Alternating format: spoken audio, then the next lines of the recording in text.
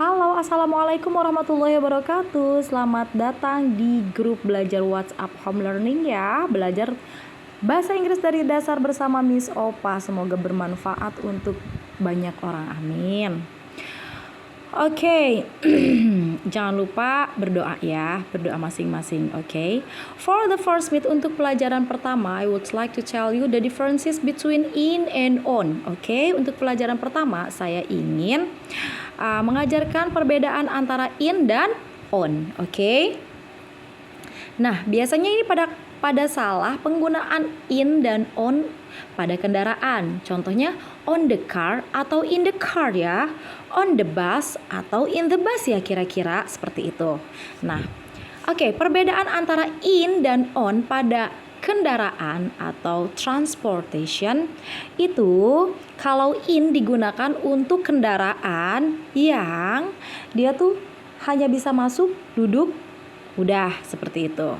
Nah, kalau on itu untuk kendaraan yang kita bisa masuk, bisa berjalan, bisa berdiri, seperti itu perbedaannya. Oke, for the first, untuk yang pertama ini ada car. Car ini kan artinya mobil. Mobil ini kan kita masuk ke dalam mobil, setelah masuk duduk, hanya bisa duduk.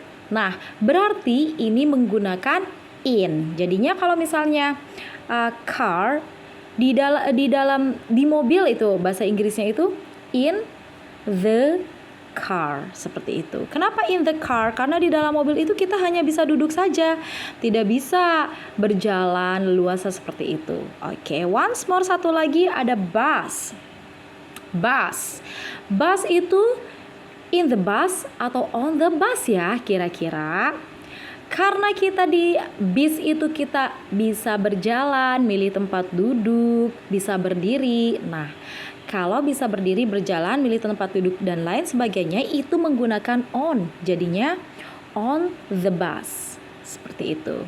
Yang pertama in the car, on the bus. Kalau misalnya on the car bisa nggak? Bisa, tapi artinya kamu duduk di atasnya loh, di atas mobil, di atas atap mobil, seperti itu. Oke. Now kalau contoh lainnya. Oke, contoh lainnya misalnya menggunakan in itu adalah truck ya. Kalau truck. Oke, truck itu kita kan kalau misalnya masuk ke dalam truk, bukan di belakangnya ya, di depannya tentu saja. Kalau masuk ke dalam truk itu kan kita buka pintu, duduk, dan hanya bisa duduk di depannya ya untuk sopir. Nah, itu in the truck. Oke. Tapi kalau misal dan on, satu lagi on itu misalnya di mana ya? Oh iya, ship, kapal laut.